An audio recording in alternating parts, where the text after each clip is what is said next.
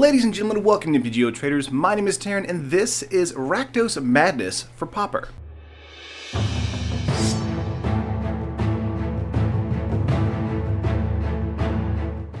So last week we did a Pauper list, and this week we're going to do another Pauper list, mostly because JC Mind Sculptor has been unbanned in Modern, and that format right now is in complete flux, thanks to that unbanning.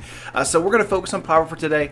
I really love this Madness deck. There's actually a lot of cards that are in Madness that are at the common slot that are amazing, so let's go over that right now. But of course, before we get into it, make sure to like the video. If you like the video, subscribe to the channel. It really helps us out a lot. It really helps me know that you care, and helps keep this content going. But without further ado, let's get right into the card list here. We have 4 Insolent Neonate, a 4-up, a 1-mana, 1/1 Vampire with Menace, and of course discard a card, sacrifice Insolent Neonate, and draw a card. So this is basically a Madness enabler, as well as being an early game kind of attacker with Menace. Neonate came with Shadows of Innistrad, and it is a fantastic inclusion in any Madness deck.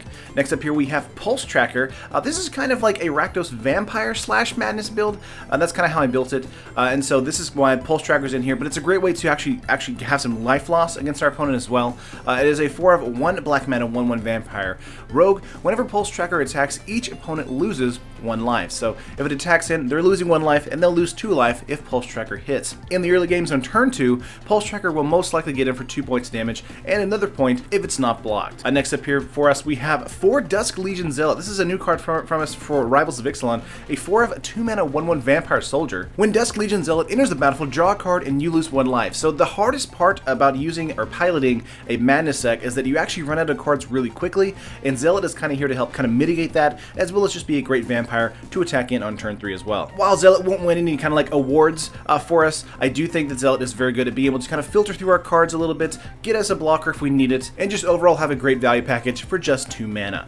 Next up here for us, we have Olivia's Dragoon. This is another card from the Eldritch Moon block, or Shadows of Innistrad block. This is a 4-up, 2-mana, 2/2 Vampire Berserker. Discard a card, Olivia's Dragoon, and gains flying until end of turn. Very simple and a very straightforward Madness enabler. Again, just like with Neonate, it kind of has its own ability that can be used at any time. So if we have Fiery Temper, which is in the deck obviously, in our hand, we can just discard a card immediately and have a Madness trigger on the stack. And the last 2 creatures in the deck, there are only 18 total, we have Ger Meg Angler. Again, an amazing card for us. It's a 2-of, 7-mana, 5/5 with Delve, and Delve is each card you exile from your graveyard while casting this spell costs only 1 colorless less. So you can actually just discard cards or exile cards from your graveyard that don't have flashback, because you don't want to exile cards with flashback, to make Angler a lot cheaper, coming in as just a straight up 5/5 or maybe even 1 black mana. That's one of the things that makes Angler so good, and one of the things that makes Angler a fantastic play, even on like a turn 3 or 4, depending on how many Madness spells or just any discard triggers you actually have. But that is all of the creatures in the main deck. There are only 18 in total. Let's move on to spells here. We have a Bump in the Night. This is not a Madness card, but it is a very good burn spell basically. It is a 4-up, 1 black mana sorcery. Target opponent loses 3 life. You also have flashback, which means you can cast it from the graveyard for 6 mana, with one of them being red instead of black. Bump in the Night is very, very straightforward. It's just basically a direct lightning bolt to an opponent's face.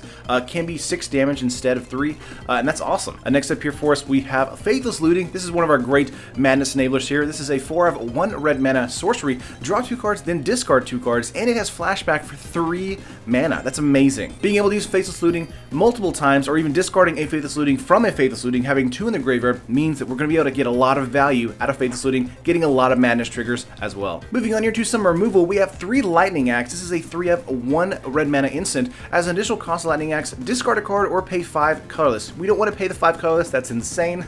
So when we discard a card, Lightning Axe deals 5 damage to target creature. So basically just premium removal, and a great way to kind of enable Madness on other cards we have. Next up here to just good old-fashioned burn, we have 4 Lightning Bolts. It is a 1-mana instant. It deals 3 damage to target creature or player. Very easy, very straightforward, and it's in Pauper. That's great. Fantastic card, love it. Next up here we have 3 Alms of the Vein. This is another Madness card for us. It's a 3-of, 3-mana sorcery. Your target opponent loses 3 life and you gain 3 life. And of course, if it's discarded, we can cast it for 1 black mana instead. I would say the best part about Alms of the Vein is of course that extra life gain we get, because there are a lot of other decks out in the format right now in Pauper that actually are burn or just basic life loss aggro style decks. And Alms of the Vein giving us that extra 3 points of life gain is very important, and can mean we could actually get out a win against an opponent. And of course, the last spell in the deck here besides lands is Fiery Temper. This is a 4-of, 3-mana instant. Fiery Temper deals 3 damage to target creature or player, and of course if we discard it, it turns into a Madness trigger for just 1 red mana. So basically another lightning bolt for us. So if you're counting the only Madness cards we actually have in the main board here are Alms of the Vein and Fiery Temper. Actually not that many, but we actually have a great strategy here of being able to burn our opponent down to a crisp, as well as just get out nice attackers that have kind of evasion, and of course can trigger off a Madness spell as well. So let's move on to lands here. We have 2 Evolving Wilds. Evolving Wilds here for us is basically just to thin our deck a little bit. We really don't have that many lands. We have 20 in total, and so that's why this is in here. Next up we have, of course, 9 Mountain and 9 Swamp, and that is it. There's only 20. I did think about maybe putting the dual lands or like Urborg or something like that into the sideboard here, or into the main board here in the land slot, but I just think that having just simple lands like this makes it easy to run. But what can we do in game 2? We're up against, let's say that Mono Black or the Black Blue Control, or maybe even against Delver. What can we do against those kind of decks in the sideboard in game 2? First up, we have a card called Blazing Volley. It's a 2/1 mana sorcery. It deals 1 damage to each creature your opponent controls. So if your opponent is playing a lot of really low to the ground creatures like elves or something like that, Blazing Volley is here to deal with that quickly. Then we have a Duress here against a control opponent or against another burn opponent. Bringing in a Duress to slow them down to where we can actually get the advantage is very, very good. Might be replacing this over a Dragoon or maybe even a Zealot, perhaps. Either way, for us, Duress is a fantastic card and great at being able to be a turn 1 play.